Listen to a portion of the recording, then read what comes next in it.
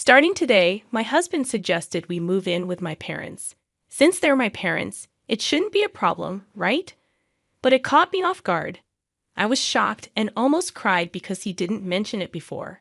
Just a few days ago, we said goodbye to my dad at his funeral. He had been sick for a long time. Even though we were still feeling sad from the funeral, my husband packed our things and left our house. He said we were going to a villa my dad left for me. Surprisingly, my in-laws were already there, staying in the villa. My name's Natalie. I'm 33 years old, and I work as a designer. I've been living with Justin, my husband, for 3 years since we got married. My job is going well, and I think I'm a pretty successful designer. I earn enough money to have an apartment in my name. My mom passed away when I was in college, and last year, my dad was diagnosed with cancer. He tried treatment, but it didn't work, and the doctors said we should prepare for the worst. When my mom passed away, I was already living on my own. But my dad always kept in touch, especially after I started working. He was really important to me. When I found out how sick he was, I was devastated.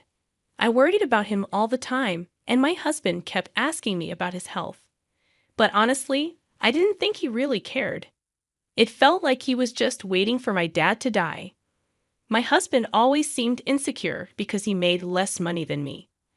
I wished he'd be proud of my achievements and support me when things got tough. But he acted childish.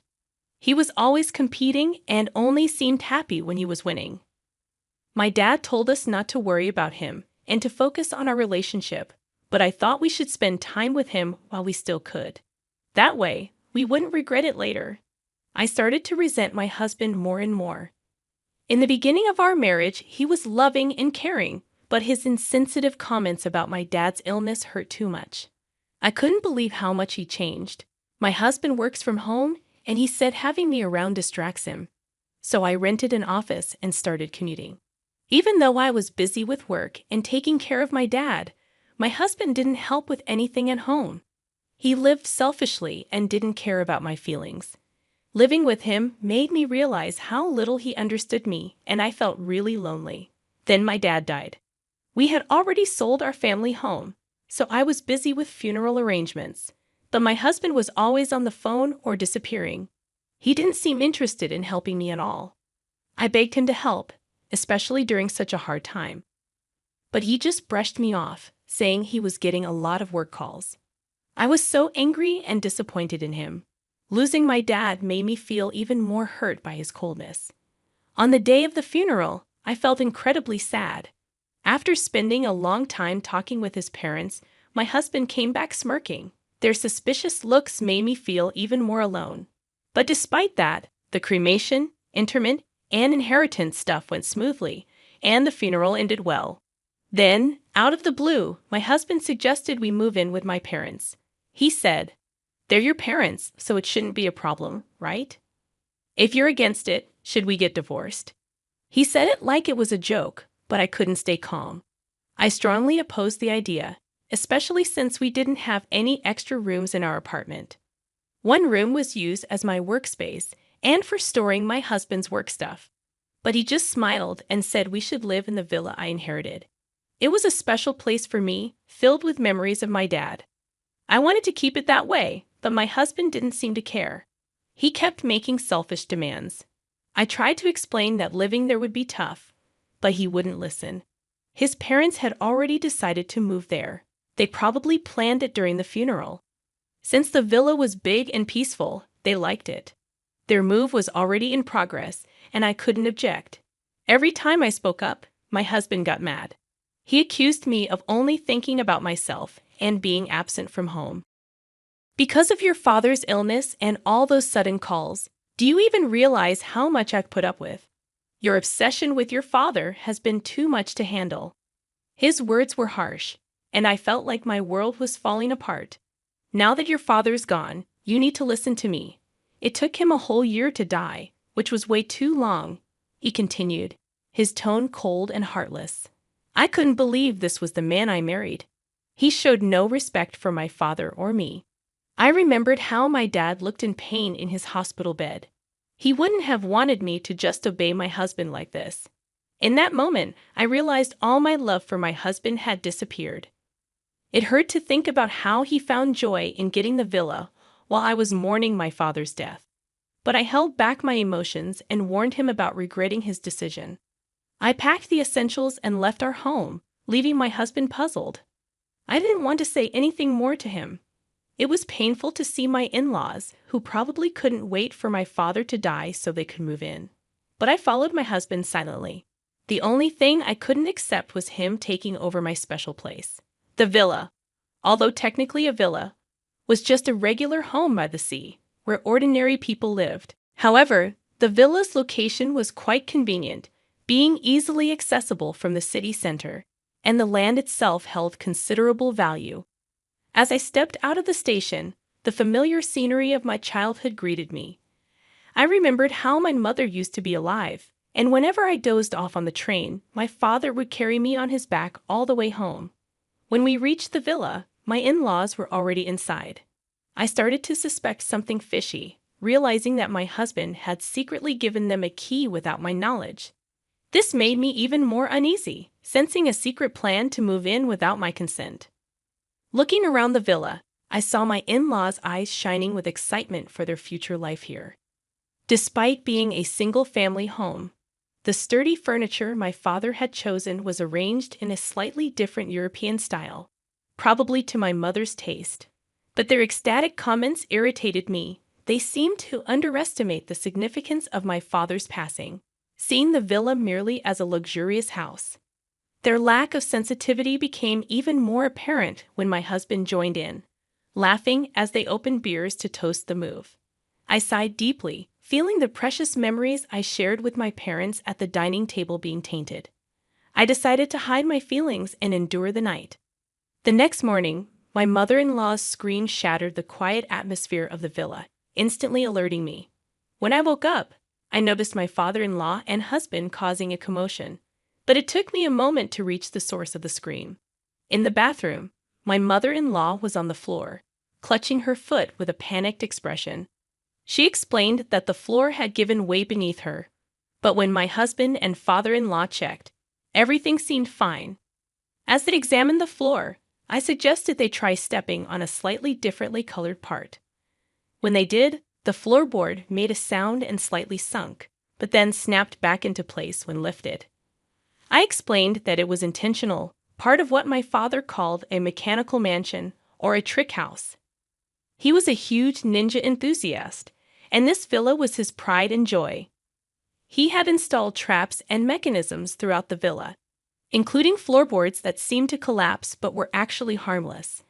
As someone familiar with the house since childhood, I had no trouble navigating it, but my husband and in-laws, being unfamiliar, were shocked. They hadn't realized what they were getting into by moving here. With our apartment lease canceled and nowhere else to go, they were pressing my husband on what to do next. In the midst of this, both my father-in-law and husband accidentally triggered another trap, causing them to fall. "Please feel free to stay as long as you like," I said, but my tone was more mocking than genuine.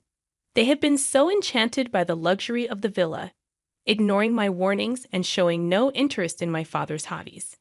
Now their oversight was coming back to bite them.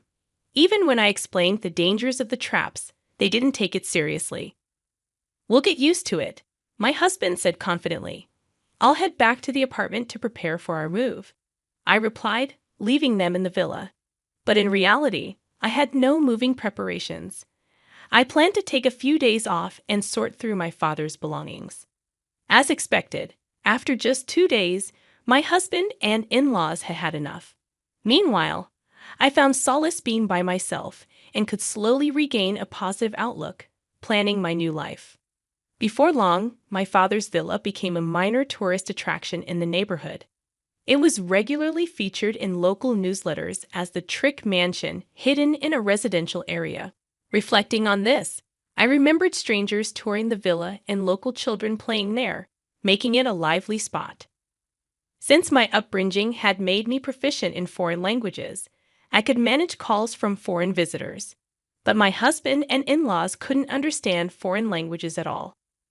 Along with the nerve-wracking lifestyle of constantly worrying about the traps, they were overwhelmed by unexpected visitors and handling calls in foreign languages.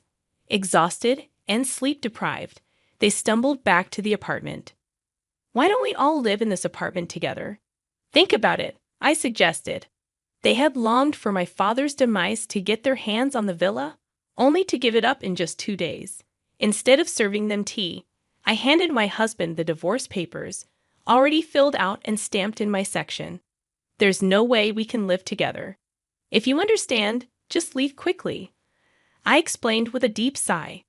I couldn't forgive him for disregarding my feelings and acting insensitively without consulting me or giving any explanation. My husband decided we'd live with his parents. Moreover, he had never shared household responsibilities with me before. He dumped all the household responsibilities onto me, and when I felt cornered, he seemed indifferent about it. He ignored my feelings, acted selfishly, and secretly decided to move in with his parents. I couldn't imagine continuing to live with someone like that. "What happened? You used to love me, right?" he asked obliviously. I couldn't help but laugh at his usual oblivious remarks. "You think I could love someone who wished for my beloved father's early death and would rejoice when he passed?" I handed him only the divorce papers and drove them out of the apartment. "First of all, this is my apartment. If you have a problem, you should be the one to leave." My husband raised his voice, but I responded calmly, reminding him that the apartment was under my name. They fell silent upon hearing my words. They relied on me financially and didn't have much of their own. However, I had made up my mind to cut ties before their lengthy persuasions began. Neither my husband nor my in-laws had much in savings after being evicted from the apartment and being unable to return to the villa. They now live in a cheap, low-quality apartment and are barely getting by. At first, my husband felt guilty and apologized frequently, but over time, he grew resentful of his parents. Due to their age, they rarely worked, and when they did, it didn't last long. In the end, they exhausted their savings and pension with every move, constantly argued, and became estranged as a family. The walls of the apartment were thin, letting out their daily quarrels. Even when they received noise complaints, they didn't apologize. Instead, they retaliated, causing them to be disliked by their neighbors. They might need to find a new place to live soon. My husband previously enjoyed working from home, but in the current apartment, he didn't have the luxury of a dedicated workspace. Unable to concentrate on his job, his reputation and sales plummeted. Now, he barely gets by with a late-night convenience store job and should consider juggling multiple part-time jobs. The in-laws felt their biggest mistake was letting their son control their decisions. In their frequent arguments, they blamed the villa's traps.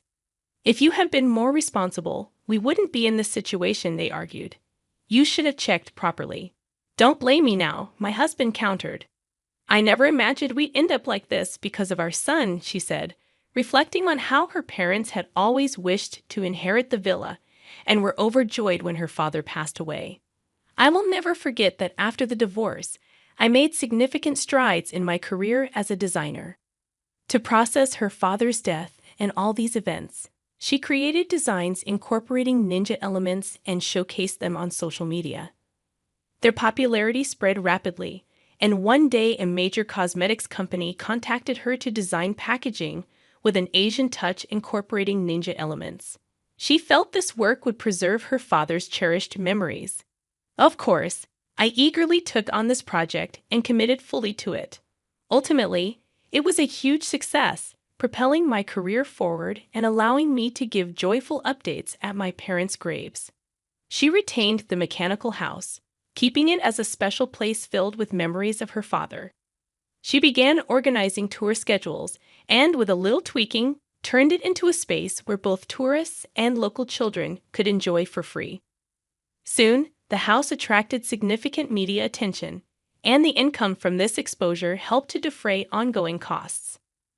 Furthermore, online articles about the house were translated into foreign languages, leading to support from international fans. Some of the donations even came from elderly folks who shared my father's passion for ninjas. She remained dedicated to the ongoing upkeep of this magical place. Meanwhile, the mechanical house remained a daily hub of activity, a favorite among local children. Although I lost my father and the inheritance of the villa resulted in my divorce, I feel the gains have been greater than the losses, she reflected. The villa has transformed into a memory-rich location shared with family and friends. I've also undergone a personal transformation, moving forward with renewed optimism and hope.